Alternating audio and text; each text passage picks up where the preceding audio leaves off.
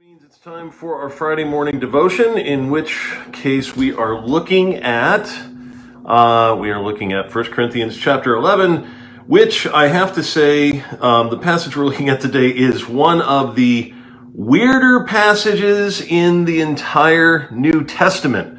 That's definitely the case. It is a weird passage, and we'll just say that right up front. There's plenty of weird passages in the Bible. It's not the first or the last time that you'll come across such a thing. But this one is really up there. It's just, it's one that scholars have puzzled over for quite some time. And the fact is, it's one of these passages that you could probably go to 5 different commentaries on this passage, and you will find 5 different understandings of it, 5 different ways of interpreting it and applying it. It's not one of these things that's often quoted because, frankly, we don't always understand it. But nevertheless, we are going through 1 Corinthians, and this is where we're at, and so we're going to try and tackle it the best we can today. So if you remember last time, for context purposes, Paul was talking about his motivation for why he does what he does, and he basically says there's 2 overarching things that are on his mind. One, he wants to live life in such a way that he does all things to the glory of God. And 2, he wants to make sure that he does as much as he can to not put a stumbling block in the way of people hearing the gospel. Okay, so it's about serving. It's about serving one another. It's about loving one another enough to be willing to sacrifice certain preferences, that sort of thing. Well, now he's going to enter into a section in which he's going to deal with some people that, frankly, are not taking that attitude, and it has to do with, with some wives in the congregation that are apparently doing something that would have been seen as quite rebellious at that time in that culture. So let me dig in here. Paul begins, verse 2 of chapter 11, "Now I commend you because you remember me in everything and maintain the traditions even as I delivered them to you." So overall, he says to the church, you've done a pretty good job of doing what I taught you to do when I was with you. But I want you to understand that the head of every man is Christ, the head of wife is her husband, and the head of Christ is God. Okay, so Paul is dealing with some order issues. He is trying to get them to see that there is a certain order that God has set in place in creation, and as a matter of fact, even in the eternal realm. Notice that he says the head of Christ is God. That would be God the Father.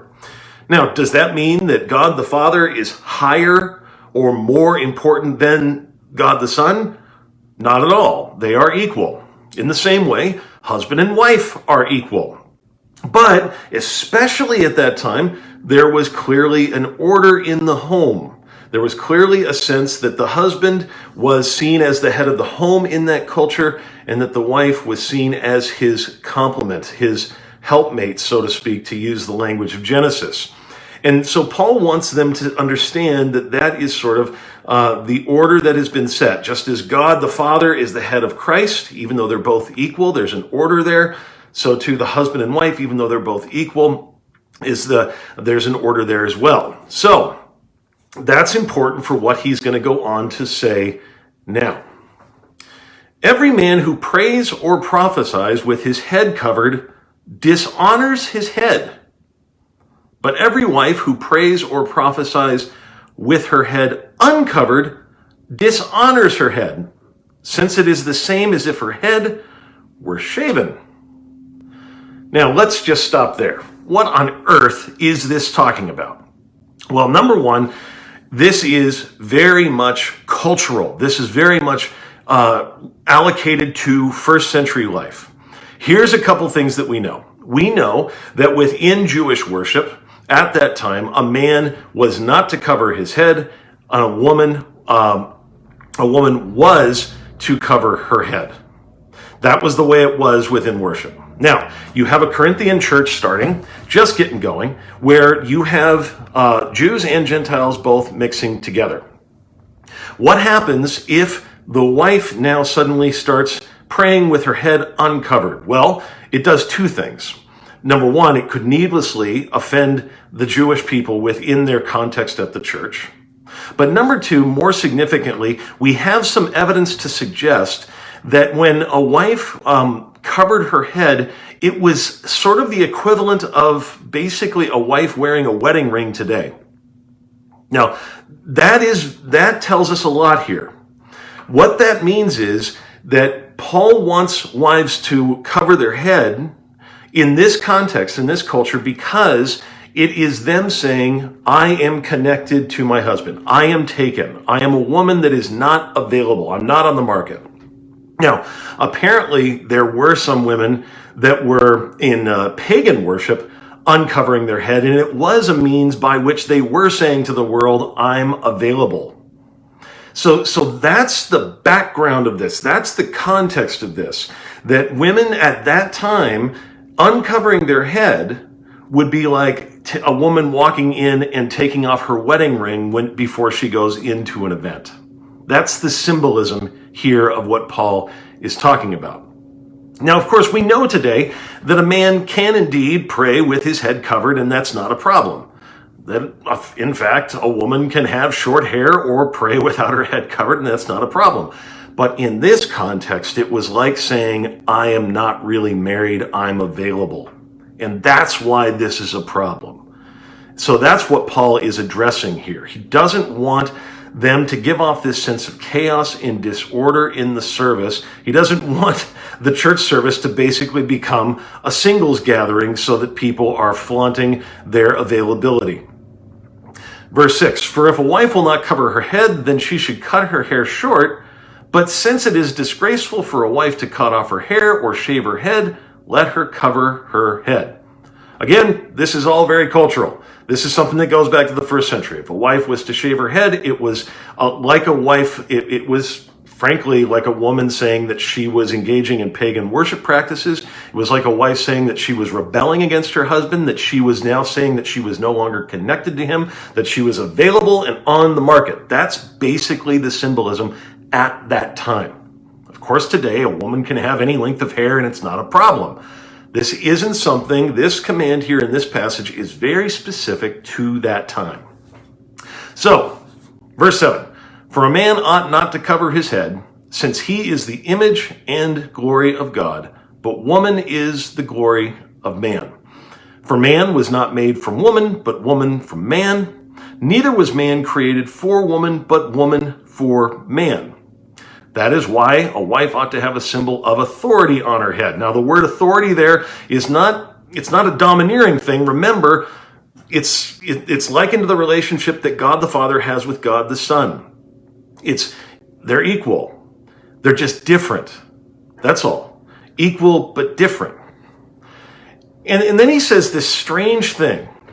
That is why a wife ought to have a symbol of authority on her head because of the angels. What does that mean? Well, most scholars think that when he says because of the angels, he means because there are angels in your midst when you are gathering.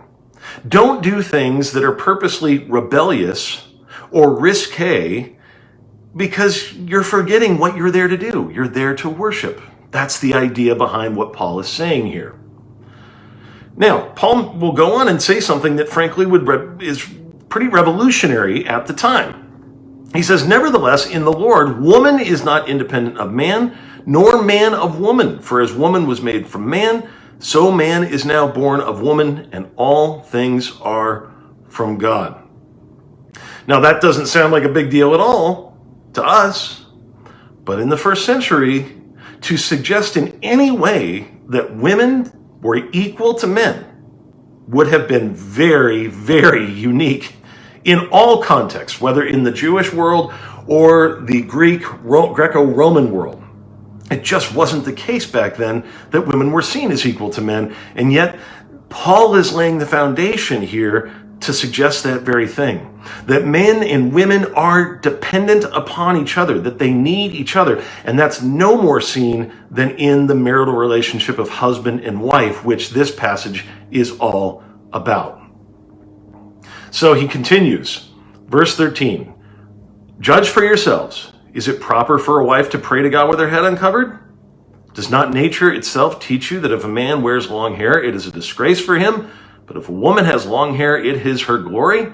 for her hair is given to her for a covering. Now, again, this is very much cultural. The point here is not for all time, men need to have short hair, women need to have long hair. No, no, no. If you get that, you're missing the point.